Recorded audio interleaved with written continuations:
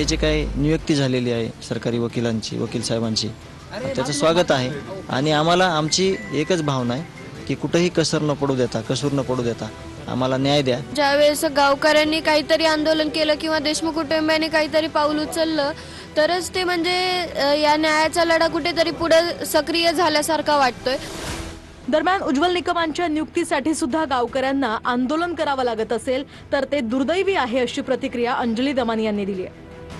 म्हणजे देशमुख आणि देशमुख कुटुंब यांचा प्रचंड विश्वास उज्ज्वल निकम यांच्यावर आहे आणि खरं बघायला गेलं तर उज्ज्वल निकम यांची क्रेडिबिलिटीवर आपण कोणीच शंका घेऊ शकत नाही।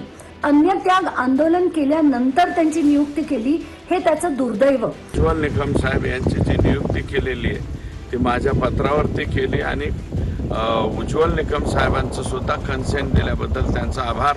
यामुळं या केसमधले जे आरोपी आहेत हे आता फासावर जाण्यासाठी 100% त्या ठिकाणी मदत होईल।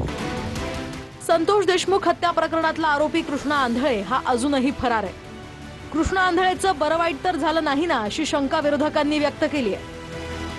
मंत्री शिरसाटांनी सुद्धा आंधळेला जर अटक झाली तरच मस्साजोगच्या आंदोलनाला न्याय मिळेल असं म्हटलंय।